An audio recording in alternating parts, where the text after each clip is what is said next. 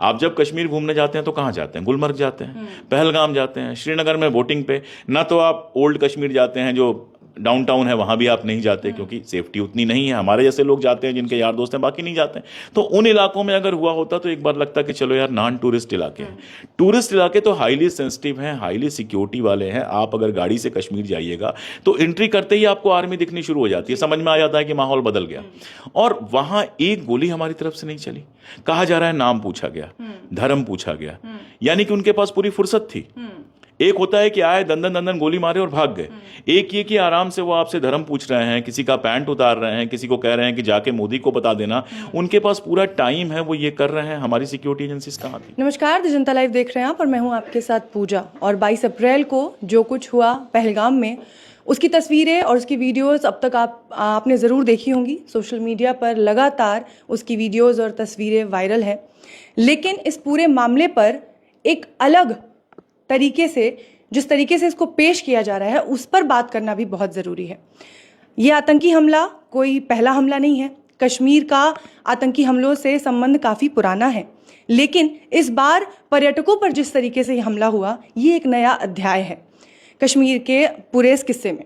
और इस पूरे मामले पर, इसके जो दूसरे एंगल की मैं बात कर रही हूँ, जिस तरीके से इसे मजहबी रंग देने की कोशिश की जा रही है, उस पर भी बात करेंगे। और इस पूरे मामले पर हमारे साथ बात करने के लिए अशोक कुमार पांडे जी हैं। इनसे बेहतर कोई शख्स इसलिए नहीं हो सकता क्योंकि इनकी जो किताब आई थी कश्मीरनामा, उसको पढ़ने के बाद आप इतना समझ सकते हैं कि कश्मीरियों के दर्द को, कश्मीरियों के हालात को, उनकी स्थिति को, और इस हादसे के बाद, इस हमले के बाद वहाँ रह रहे कश्मीरियों पे, स्थानीय लोगों की क्या हालत होगी, उन तमाम चीज़ों को इनसे बेहतर कोई नहीं समझ सकता। तो सर, इस पूरे मामले को आप कैसे देखते हैं? क्योंकि आपके लगातार पोस्ट आ रहे हैं, एक के बाद एक आप लगातार पोस्ट कर रहे हैं। मैं कल पूरी रात सोया नहीं हूँ और ये मामला, मतलब बाकी लोगों के लिए जो भी हो, कश्मीर का, मैं पैदा तो नहीं हुआ था कश्मीर में, लेकिन आप कह सकती हैं वो मेरी दूसरी मातृभूमि है। लगातार मैं जाता रहा हूँ, इतने सारे दोस्त हैं, परिचित हैं। तो एक और 26 लोगों का मारा जाना, टूरिस्ट का, मतलब 90s में जब आतंकवाद अपने चरम पे था, जब ये बताया, हम लोग तो गए नहीं थे उस समय, हम लोग उस समय बच्चे रहे होंगे, लेकिन जब ये बताया जाता है कि सड़कों पर निकलना मुश्किल था, ये था नॉर्थ कश्मीर पूरी तरह से, उस समय भी कभी ये नहीं सुना गया कि टूरिस्ट को मारा गया है। ये कभी होता ही नहीं था। कश्मीर में एक अनरिटन रूल है कि टूरिस्ट को कोई नुकसान नहीं पहुंचाया जाएगा। आप देखिए, बर्फबारी हो जाए, रास्ता बंद हो जाए, अगल बगल के लोग खड़े होकर पानी पिलाना, ये सारा कुछ सिर्फ इसलिए नहीं कि उनका बिजनेस है, उनके कल्चर के अंदर ये है। आप अगर कश्मीर में लगातार जाइएगा, 10-20 ऐसे आपके दोस्त बन जाएंगे जो आपको घर ले जाकर खाना खिलाएंगे। अगर आप कहीं फंस गए हैं तो लोकल लोग तुरंत आपको मदद करेंगे। वो मेहमान नवाजी उनके कल्चर में है और उसको वो बहुत सेलिब्रेट करते हैं।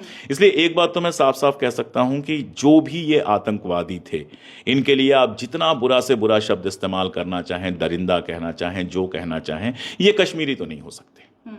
ये कश्मीर के दुश्मन हैं। हिंदुस्तान के दुश्मन तो हैं ही, हमारे आपके सबके दुश्मन, दुनिया के दुश्मन हैं ही, लेकिन ये कश्मीर के दुश्मन हैं। कश्मीर पर ऐसा दाग इन्होंने लगा दिया है जिस दाग को मुझे नहीं लगता कि इतनी आसानी से मिटाया जा सकेगा। इसलिए जिससे भी मेरी बात हुई कश्मीर में, हर आदमी इस बात को लेकर दुखी है कि यार टूरिस्ट के साथ कैसे तुमने ऐसा कर दिया, और वो भी बैसरण जैसी जगह पे जहां इतने टूरिस्ट जाते हैं। मतलब मैं कितनी बार गया हूं ये गिन नहीं सकता हूं। खुला सा मैदान है, अक्सर होता है कि नए जोड़े वहां पर जाते हैं, शादी के बाद जाते हैं, या पुराने लोग भी वहां पर जाते हैं, एंजॉय करते हैं। बहुत पीसफुल है। लोकल कश्मीरी वहां पर होते नहीं है। लोकल कश्मीरी सिर्फ दुकानदार या बाकी सबके रूप में आपके पास होते हैं। वहां पर यह हमला होना, और मैं दूसरी बात यह कहूंगा कि हाई सिक्योरिटी जोन है वो, ऐसा नहीं है दूर दराज है। मैं ऐसी ऐसी जगहों पर गया हूं कि अगर मेरे साथ कुछ हो जाता तो मैं आर्मी को दोष नहीं देता, क्योंकि बहुत किनारे की जगह है। मैं अपने रिसर्च के चक्कर में लोगों से मिलने के लिए जाता था, लेकिन ये तो टूरिस्ट प्लेस है। आप जब कश्मीर घूमने जाते हैं तो कहाँ जाते हैं? गुलमर्ग जाते हैं, पहलगाम जाते हैं, श्रीनगर में बोटिंग पे। ना तो आप ओल्ड कश्मीर जाते हैं जो डाउनटाउन है, वहां भी आप नहीं जाते क्योंकि सेफ्टी उतनी नहीं है। हमारे जैसे लोग जाते हैं जिनके यार दोस्त हैं, बाकी नहीं जाते हैं। तो उन इलाकों में अगर हुआ होता तो एक बार लगता कि चलो यार नॉन टूरिस्ट इलाके हैं। टूरिस्ट इलाके तो हाईली सेंसिटिव हैं, हाईली सिक्योरिटी वाले हैं। आप अगर गाड़ी से कश्मीर जाइएगा तो एंट्री करते ही आपको आर्मी दिखनी शुरू हो जाती है, समझ में आ जाता है कि माहौल बदल गया। और वहां एक गोली हमारी तरफ से नहीं चली। कहा जा रहा है नाम पूछा गया, धर्म पूछा गया, यानी कि उनके पास पूरी फुर्सत थी। एक होता है कि आए दंदन दंदन गोली मारे और भाग गए, एक ये कि आराम से वो आपसे धर्म पूछ रहे हैं, किसी का पैंट उतार रहे हैं, किसी को कह रहे हैं कि जाके मोदी को बता देना। उनके पास पूरा टाइम है, वो ये कर रहे हैं। हमारी सिक्योरिटी एजेंसीज कहाँ थी? और कश्मीर की सिक्योरिटी पूरी तरह से सेंट्रल गवर्नमेंट के पास है। AFSPA वहां पर लगा हुआ है, आर्म फोर्स स्पेशल एक्ट, तो आर्मी के पास पूरी अथॉरिटी है। और जब आपने एक बार उसको टेरिटरी बना दिया, यूनियन टेरिटरी बना दिया, तो पुलिस तक पर आपका अधिकार है। तो कुछ सफलता मिलती है। कल तक आप दावे कर रहे थे कि वहां आतंकवाद खत्म हो गया। अब अगर मान लीजिए कि विफलता हुई है, तो ये क्वेश्चन अमित शाह जी से क्यों नहीं पूछा जा रहा है? ये क्वेश्चन मोदी जी से क्यों नहीं पूछा जा रहा है? ये क्वेश्चन डोभाल साहब से क्यों नहीं पूछा जा रहा है कि इतनी बड़ी बड़ी बातें आपने की, सिक्योरिटी कहां थी? सर, आप अपने पोस्ट के जरिए एक और चीज कही है कि हमें एक फुल टाइम गृह मंत्री की जरूरत है। बिल्कुल, मेरा मानना है कि कश्मीर मामलों के लिए या तो कश्मीर मामलों का आप अलग से मंत्री बनाइए जो कश्मीर को कायदे से जानता हो और जो कश्मीर में जाकर डील करे, लगातार कश्मीर के टच में रहे, या कम से कम ऐसा गृह मंत्री हो जिसको सरकार बनाने, गिराने, चुनाव प्रचार में कम समय देना हो, सारा समय गृह मंत्रालय पे देना हो। आप देखें ना, मुर्शिदाबाद में हो जाता है, फिर खबर आती है कि बांग्लादेशी घुसे थे। चलिए, ममता को आप 100 गाली दे दीजिए, लेकिन अगर बांग्लादेशी घुसे थे तो वो तो बॉर्डर सिक्योरिटी फोर्स का काम था। बॉर्डर से तो बॉर्डर सिक्योरिटी फोर्स होती है, स्टेट गवर्नमेंट चलता नहीं है। चाइना के साथ हमारे रिश्ते खराब हो रहे हैं, चाइना के साथ लगातार आता है कि यहां घुस गए, वहां घुस गए। कश्मीर में ये पहली घटना तो है नहीं। दो चार लोग मारे जाते हैं तो बात नहीं होती, और मुसलमान अगर मारे जाते हैं तो बिल्कुल बात नहीं होती है। ये बड़ी घटना है, इसलिए इतनी बात हो रही है। तो अगर लगातार ये चीजें हो रही हैं तो ये गृहमंत्री की विफलता है। सर, एक आखिरी सवाल कि एक जो तबका है जो लगातार इसे एक अलग एंगल देने की कोशिश कर रहा है, फॉर एग्जाम्पल मनोज मुंतशिर हैं, उनका एक पुराना ट्वीट है जिसको उन्होंने रीट्वीट करते हुए लिखा है कि जो लोग कहते हैं कि मजहब का कोई धर्म नहीं होता, उन लोगों को अब ये समझ में आएगा आतंकवाद का कोई धर्म नहीं होता। भगवान करे कि अगले जन्म में मैं भेड़िया बनूं और जो लोग ऐसा बोले मैं उनका मुंह नोच लूं। इस तरीके की जो बयानबाजी, नहीं पता है कि वो इस जन्म में भी भेड़िया ही हैं। शक्ल सूरत खूबसूरत है, इंसान के तौर पे पैदा हुए हैं, लेकिन है तो वो भेड़िया। अब अगर कोई पलट के सवाल पूछ ले कि ट्रेन के अंदर जिस बंदे ने 4 लोगों का नाम पूछ के मारा था, मुसलमानों को मारा था, उस पर मनोज मुंशिर क्या कह रहे थे? कोई पूछ ले जितनी लिंचिंग होती है, फ्रिज के अंदर मीट चेक किया जाता है, किसी हिंदू के फ्रिज का मीट चेक किया गया? तो ये तो होता है इस देश में। लेकिन मैं दूसरी बात कर रहा हूं और एकदम अलग बात कर रहा हूं मैं। इन्होंने जब धर्म पूछा तो क्यों पूछा?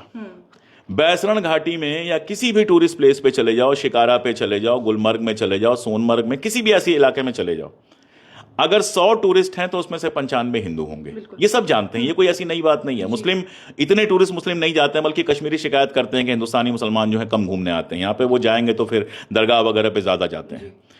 तो धर्म पूछने की जरूरत कहां से पड़ गई? अगर वो ऐसे भी गोली चलाते तो 26 की जगह शायद 50 को मार पाते, और धर्म और उसमें से 50 में से कम 45 हिंदू होते या हो सकता है 50 में से 48 होते।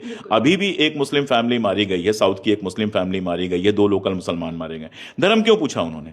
धर्म उन्होंने इसलिए पूछा कि उनकी चाहत थी कि इस मामले को हिंदू मुसलमान की तरह पेश किया जाए। वो जानते थे कि हिंदुस्तान का माहौल ऐसा है कि यह हिंदू मुसलमान की तरह पेश किया जाएगा तो देश भर में इस तरह का तमाशा चलेगा, और जितना हिंदू मुसलमान होगा, हिंदुस्तान जितना कमजोर होगा, बंटवारा होगा पाकिस्तान का, उतना ही फायदा होगा। यानी सीधी सी बात है कि पाकिस्तान में जो उनके हैंडलर बैठे हुए हैं, उन्होंने उनको इंस्ट्रक्ट किया था कि ये चीज करना, हिंदू मुसलमान लेके आना, ताकि मीडिया में मैसेज जाए, उनको मालूम था अंदरूनी कमजोरी का फायदा उठाने की कोशिश कर। और जो मनोज जैसे लोग, इस आदमी का तो मैं नाम भी नहीं लेना चाहता, मूर्ख हैं ये, कश्मीर को जानते नहीं है। कश्मीर पर 10 मिनट मुझसे बैठ के बहस कर ले, मैं बता दूंगा कश्मीर को ये कितना जानते हैं। ये सिर्फ सरकार की दलाली करने के लिए जहां मौका मिला हिंदू मुसलमान करना शुरू कर देते हैं। और खासतौर पे इसकी वो जो फिल्म आई थी जिसके बाद इसकी बहुत बेइज्जती हुई थी, उसके बाद तो बेचारा बहुत ज्यादा कोशिश कर रहा है।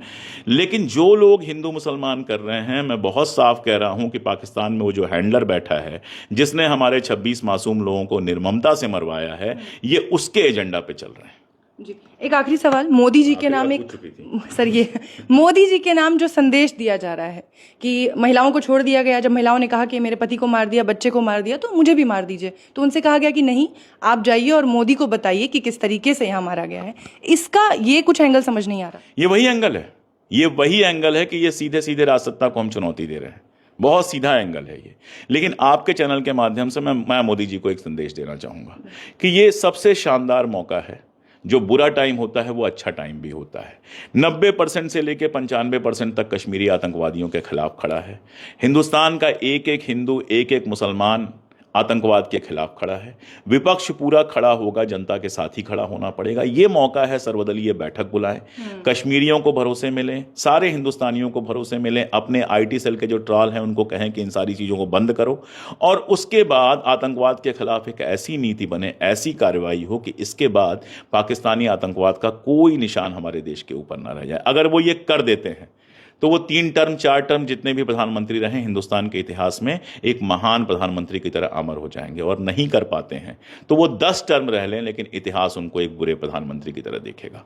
सर, जैसा कि मैंने अपने इंट्रो में कहा कि वहाँ के स्थानीय लोगों के दर्द को आपसे बेहतर कोई नहीं समझ सकता, क्योंकि जहाँ लोग कश्मीरी पंडितों के पलायन की बात करते हैं, आपने वहाँ रह रहे कश्मीरियों की बात की, तो जी कश्मीरी पंडितों की भी बात की, तो अब जो लोग वहाँ हैं कि जो वहाँ कश्मीरी पंडित हैं, KPSS करके वो ग्रुप है, कश्मीरी पंडित संघर्ष समिति, संजय टिक्कू उसके चेयरपर्सन है, हमारे दोस्त हैं। आप कल रात से उनके ट्वीट देख लीजिए, कितना दर्द है उनके अंदर। एक डर है कि अगर टारगेट हो रहा है तो कश्मीर में हिंदू के नाम पे वो ऐसे हैं, वो तो गाड़ी पकड़ के आ नहीं सकते, उनको तो अपने घरों में रहना है।